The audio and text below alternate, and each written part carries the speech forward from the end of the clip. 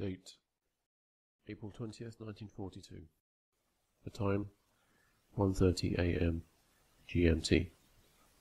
Vatican officials consult their charts and anxiously watch the skies from their observatory. They watch the completion of the alignment and try to fix the position of where the child will be born.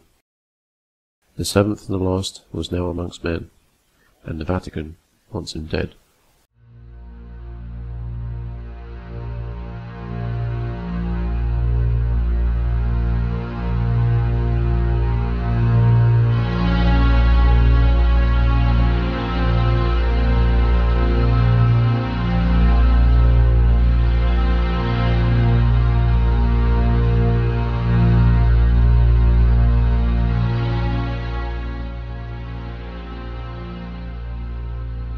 Speculation abounds even to this day as to why Chancellor Adolf Hitler put so much premeditated effort into the slaughtering of millions of innocent Jews. Many have also asked why, instead of using this vast potential workforce to man wartime factories and armies, he diverted valuable economic resources towards the design and construction of concentration camps and death chambers on a scale never before imagined. Why exactly did Hitler order such a heinous act? Was he completely insane, as some have suggested? Or was there something else behind this evil process?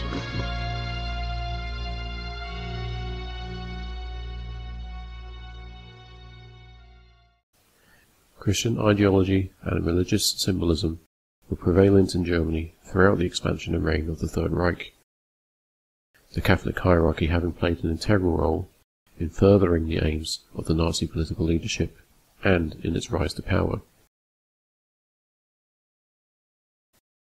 Pope Pius XII, otherwise known as Eugenio Pacelli, went to great lengths to pursue the infamous Reichskonkordat, signed on July 20th, 1933.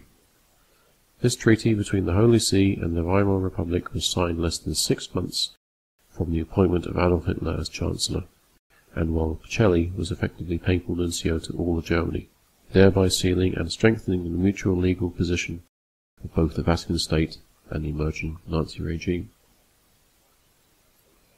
As in parallel biblical accounts concerning births of Moses and Jesus, a premeditated slaughter of innocents was about to unfold.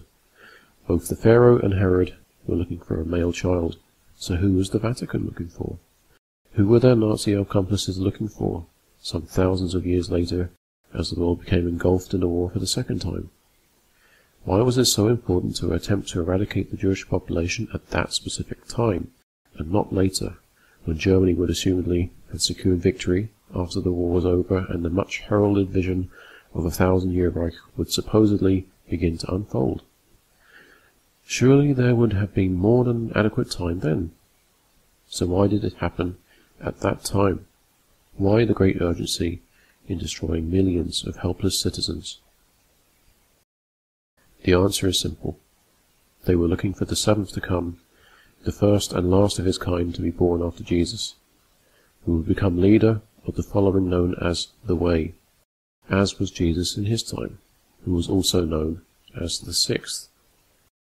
They thought the seventh would be of Jewish lineage, as were a number of his predecessors in the bloodline. They believed, and therefore did not know, that was their greatest mistake. He survived, as did the teachings of the Way, which the Church was desperately trying to eradicate at all costs. By observing astronomical movements, the Vatican astrologers hoped to determine when the seventh would be born, but they couldn't be certain as to exactly where. They considered the only way to achieve their goal was therefore to eliminate as many of his supposed race as possible.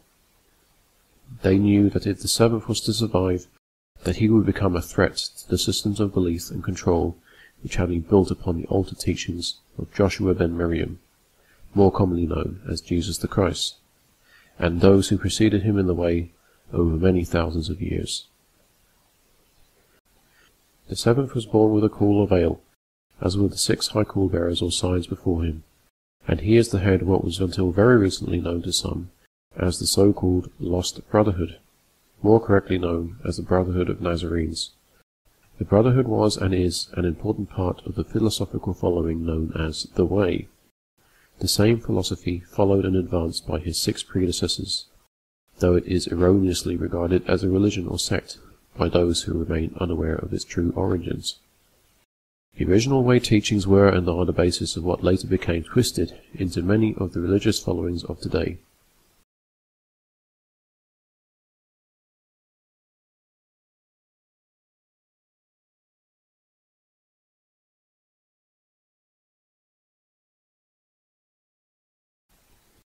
And the very earth below his sign will be shaken with thunder, and the city will be burned, so that they will kill the bearer of the high call, and thus shall kill the high Lord.